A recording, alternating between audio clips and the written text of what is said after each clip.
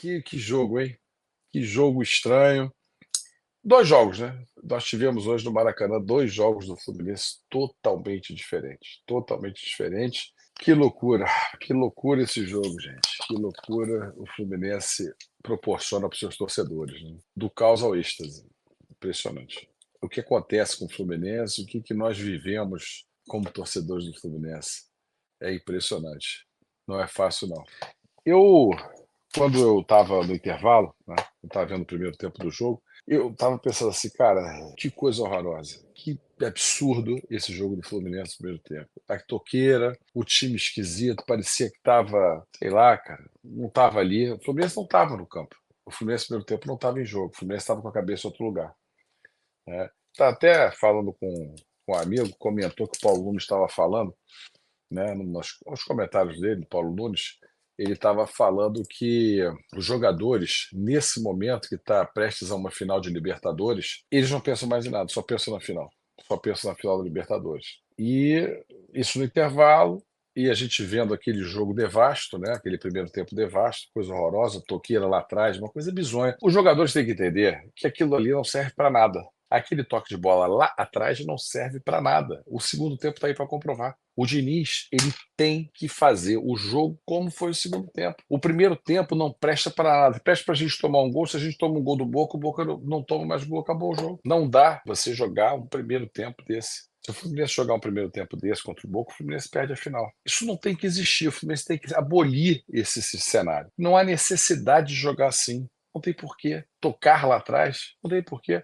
Até porque os outros times já vêm marcar, os outros times já estão acostumados, vêm em bloco marcar, vêm 5, 6 jogadores marcar e rouba a bola do Fluminense, deixa o Fluminense acuado e o Fluminense se deixa ficar envolvido no sentido de entregar o jogo pro Corinthians no primeiro tempo. O Fluminense não tem o direito de fazer um primeiro tempo desse, por ele, pela torcida e pela instituição. É um primeiro tempo, a meu ver, criminoso com o torcedor do Fluminense. Conclusões do primeiro tempo. Conclusões do primeiro tempo. Toqueira. Esquece isso, bicho. Diniz, esquece isso, amigo. O segundo tempo tá aí para você ver o erro que é você botar a toqueira. Chega pro cara e fala: eu não quero essa bola mais tocada lá atrás. Eu não quero mais que você coloque o Fluminense em risco durante o jogo. Vocês tocam da intermediária quase no meio de campo para frente. Tocar essa bola lá atrás, não. Na pequena área, não. Isso é criminoso, Diniz. É criminoso fazer isso. Porque o Fluminense perde a bola e toma um gol. Não há necessidade. Não há necessidade, amigo. O Diniz tem que entender que ele está um jogo de construir uma história para o Fluminense, com o Fluminense, marcar o nome desses jogadores da história, o torcedor, né? Abrir esse portal que o Fluminense precisa vencer esse título. E o Fluminense não pode jogar da maneira que jogou o primeiro tempo. Bota o time reserva então, cara. Que aí o time reserva pode correr e tal.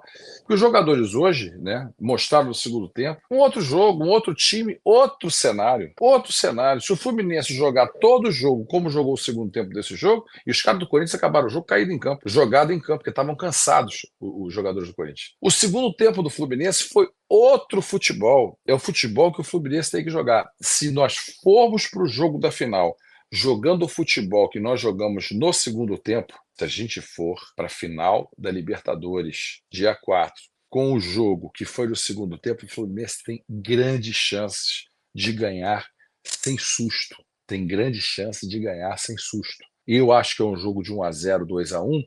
Vendo esse segundo tempo do Fluminense, eu acho que o Fluminense pode fazer um placar rápido, o Boca se abrir, porque vai precisar empatar e o Fluminense conseguir matar o jogo. Então, assim, depois que o Fluminense virou o intervalo, o time do Fluminense todo jogou bem, todos os jogadores bem. O Keno, apesar do pessoal criticar e tal, mas porra, ele foi agressivo várias vezes, tentou, cruzou, driblou, foi na linha de fundo, chutou, poderia até ter feito gol. Marcelo teve uns 3 ou 4 chutes a gol, poderia ter feito gol.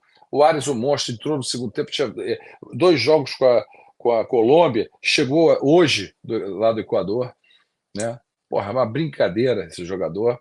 Porra, o André é um monstro, o Martinelli, para mim, muito bem, né? O Marlon deixando a desejar, assim, né? E a torcida pegando no pé também, vaiando, não tem sentido, né? O Keno bem. É... O Ganso no segundo tempo achei bem, distribuindo o jogo, jogando de um lado, jogando para o outro. O Xavier também ali participando, né? Parece muito bem, Cano buscando o jogo, indo lá atrás da defesa, voltando, tentando de todas as formas. O Fluminense jogou o segundo tempo. O Fluminense jogou o segundo tempo como uma final de Campeonato Brasileiro. É a verdade, o Fluminense jogou muito bem, se esforçou muito, a bola fica no campo do Corinthians e o Corinthians não faz nada. Será que é tão difícil o Fernando Diniz entender que aquele primeiro tempo não tem cabimento o Fluminense jogar daquele jeito? Será que a gente vai ter que bater nessa tecla até o dia da final, até o momento instante da final? A gente vai ter que falar isso pro Diniz abrir o olho. Diniz, olha o segundo tempo que teu time jogou contra o Corinthians.